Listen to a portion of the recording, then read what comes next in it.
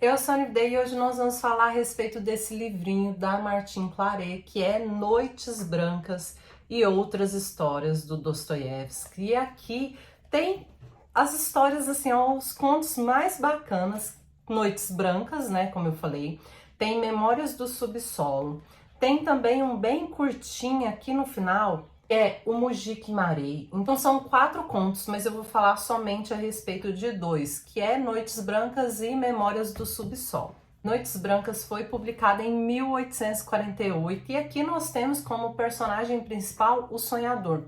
O Sonhador é um homem que, né, pelo jeito ele estava muito sozinho e ele resolve sair para ver o mundo, para meio que interagir ou simplesmente espairecer ali. E é quando ele encontra uma moça chorando, ele passa por uma moça e ela tá chorando. Essa moça se chama Natchezka e ele fica meio, né, meio atraído ali, comovido com a moça, mas ele simplesmente passa. Depois um certo senhor incomoda, começa a meio que incomodar essa moça e ele resolve voltar e acompanhar a Natchezka até em casa. Eles têm uma conversa ali amigável, a Natchezka até gosta do jeito do sonhador, o sonhador não tem, né, não aparece o nome dele aqui, mas ela até gostou dele e eles combinam de no outro dia se encontrarem ali no mesmo local.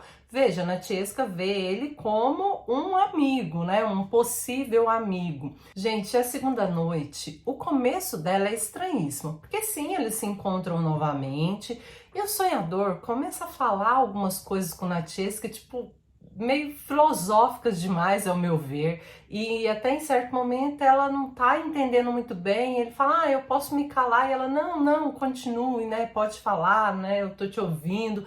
Mas às vezes parece que o nosso personagem principal tá simplesmente falando pro nada, sabe? Porque ele faz várias indagações e não sei o quê.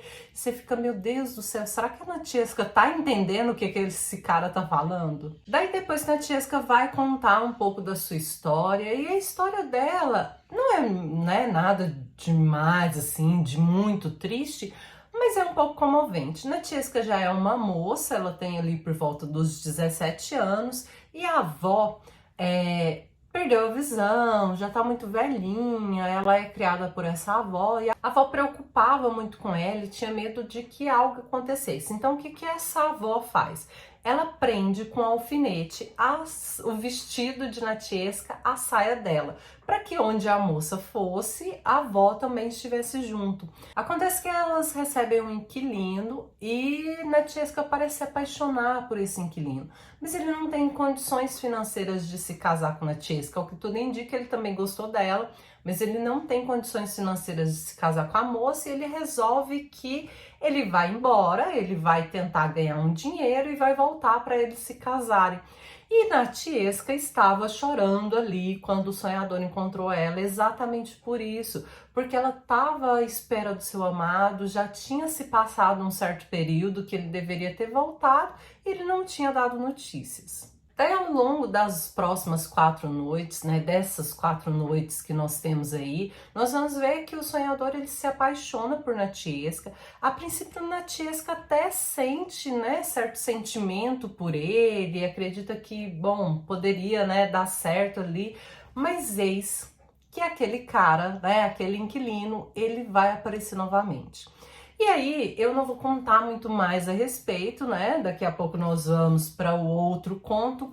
Mas o que eu posso dizer é que esse sonhador, ao contrário de muita gente, eu vi que todas as resenhas que eu assisti assim a respeito de Noites Brancas, as pessoas se conectavam muito com esse personagem, com o sonhador e tal, e não foi o meu caso, gente. Eu achei ele meio chato.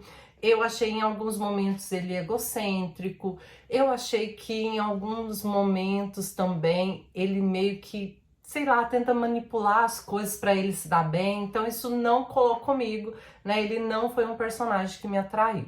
No entanto, né? Eu gostei muito do conto, mas, como eu falei, o Sonhador não foi o meu personagem favorito.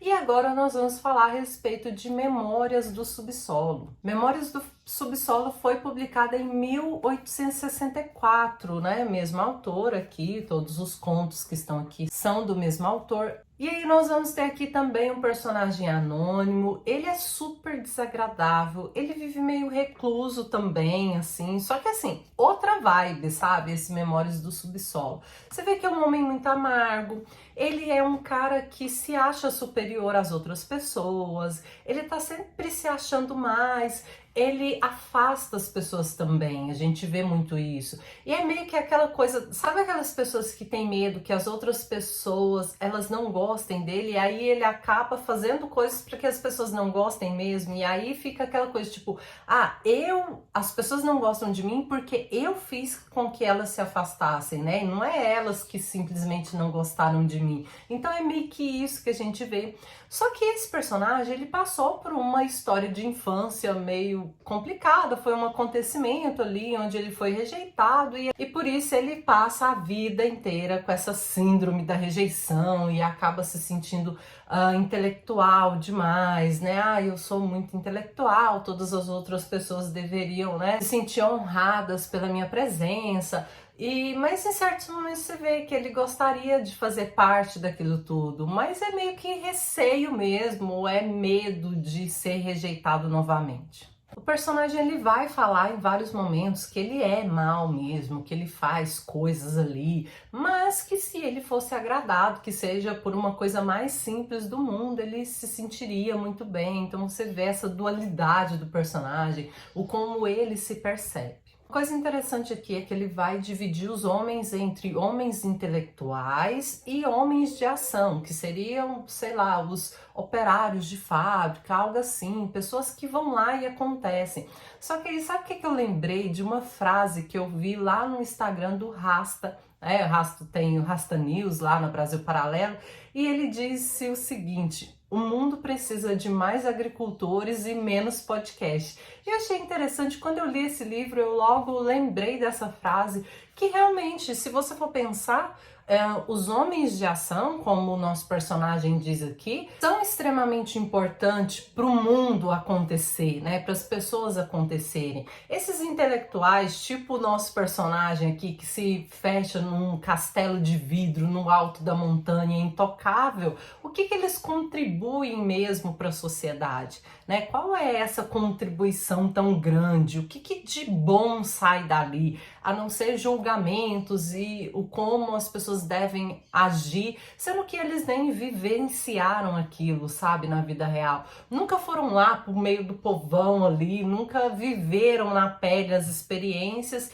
Falta vivência, né? E acaba que ficam ditando regras de como deve ser, de como não deve ser, de um castelo lá no alto, intocável, como eu disse, né? Dando as suas opiniões, os seus pitacos na vida dos homens de ação que realmente fazem acontecer. Então, entre um intelectual e um homem de ação, eu prefiro o homem de ação. Mas o conto também é muito bacana, gente. É muito bom você ver a percepção do personagem sobre si mesmo. Nós temos esse monólogo em que ele fica falando a respeito. Em um momento você vai ver também ele participando de uma festinha que eles estão fazendo, estão angariando dinheiro, fazendo uma vaquinha para fazer uma festinha para um outro personagem, uma outra pessoa ali na história. Ele acaba dando o seu dinheiro para aquela vaquinha para simplesmente fazer parte daquele acontecimento. Então, em vários momentos você vê que ele quer essa aceitação, ele quer fazer parte, mas ele tem medo da rejeição. Bom, é isso que eu queria conversar com vocês a respeito desse livrinho. Eu amei ler esses contos. Eu espero muito que vocês tenham gostado desse vídeo. Um beijo e até o próximo vídeo.